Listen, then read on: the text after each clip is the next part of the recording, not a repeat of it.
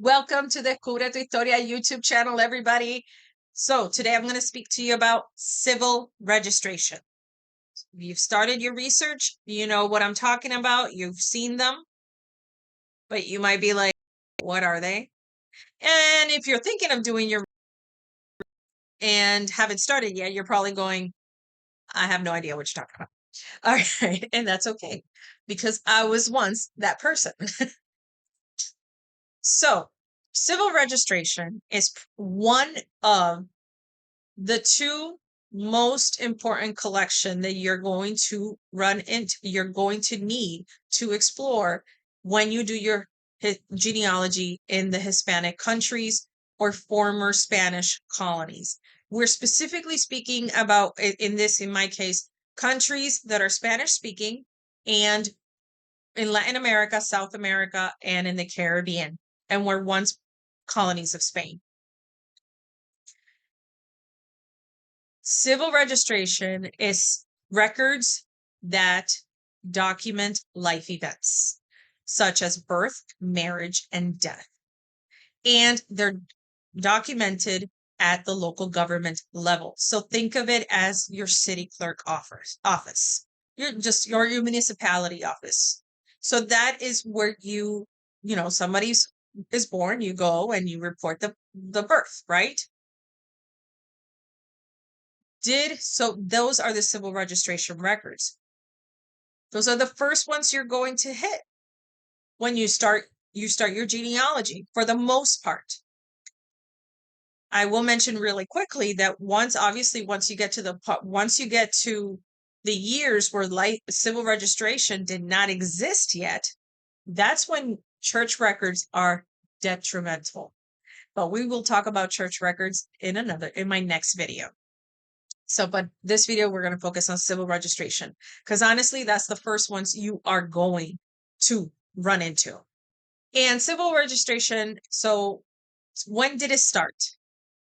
So did it start all at the same time? Did it start at the same time for the Spanish colonies?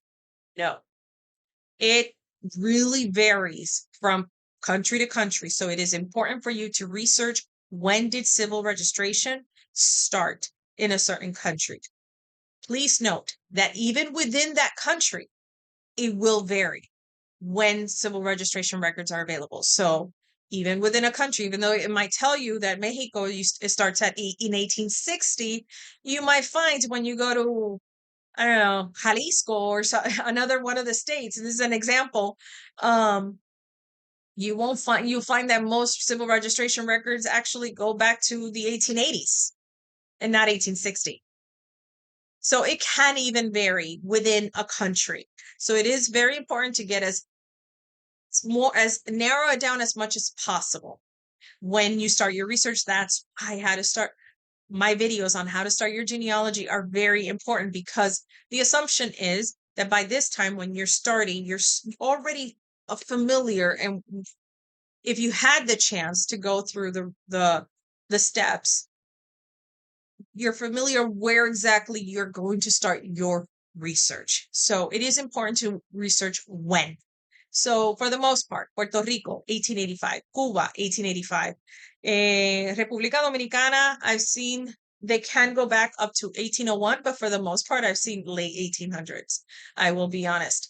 And then Mexico, I have seen that go back to 1860. But it definitely varies from state to state, even or within the state of Mexico. So just be aware of that. And then obviously when you get to a life event that occurred before civil registration, if church records are digitized, then you would definitely jump into those church records. Now, our civil registration records of it all digitized? Have they all been digitized? Well, that would be amazing, but unfortunately, that is not the reality. But a lot of them are. And so for some countries I've seen recently, I think, was it Costa Rica? I think it was Costa Rica that I saw. I could be wrong. But this could happen where it's mostly church records that are available. They haven't digitized any of their civil registration records. And digitized, I mean online, that you could find it online. So you do have to, there are going to be unique situations even within the, amongst the countries, which is why it's important to research first what is available. And I will be talking about how you can find that out, but I will tell you it starts with familysearch.org. I will include that link with the video. So you do that. So you can start that. But I will be doing videos on family search and to help you kind of navigate through that. And one of the things, because family search actually gives you a good outlook of what is available, not only on family search, but even online in general. All right. But this is about civil registration. So civil registration, that is one of the first collections you are going to hit when you start your genealogy. And the potential of information is pretty good. I mean, yes, I would say what varies the most through the countries is the amount of information. The formatting of the records are very similar, very standard. I would say a lot of the wording is standard. So no matter where you are, a lot of the same wording is used, except maybe in some other countries you will see more wording regarding like that are used from the Spanish caste system, which I will explain what that is, but it's mostly words that Spain mainly used to describe ethnicities. So potential is I like in Puerto Rico, Mexico, grandparents information. A lot of birth records. I've seen grandparents information in the birth and death records. I see in birth records, and it's information, not just their names, but sometimes are they living? Where are they living at the time? What type of work they're doing? Who are they married to? If they're not married, if somebody has passed and things like that. And death records, I've seen all the children listed for the person that has been deceased, which can be very helpful, again, because of the potential of having grandparent information and extending to the family is very important. And oh my goodness, in marriage records, you can actually, I have found information about previous marriages and what children came from previous marriage. So, and I think I have a video on how that actually, because of a marriage record, that helped me definitely conclude that I am definitely Alicea and not Montañez. Well, I am definitely related biologically, but I'm supposed to be Alicea, not Montañez. But I have a video on that too. But it's just the potential. But that's what those are the records you're going to hit. I mean, yes, there's other types of collections that are very important, but I will say civil registration and church records are the two of the most important collections. Of course, there's census records, there's other types of records, notary records that are very notarial. I cannot say that word. There's just some words. English is my second language. So there are still some words that get me. Those R's in the middle still get me. So records that the wills, like there are records that have it's the wills and what was left and all of that.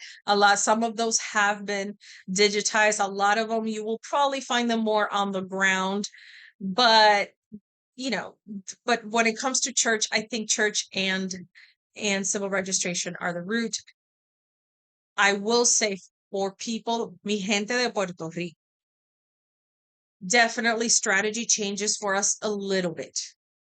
While we will hit civil registration very quickly, porque Puerto Rico, even though we were given to the United States in 1898, Puerto Rico kept the Spanish format of civil registration records well into early 30s, I would say. I think in the 30s is when we start seeing the shift into the more American format of the records. but well into the early 30s, you're going to see the Spanish format.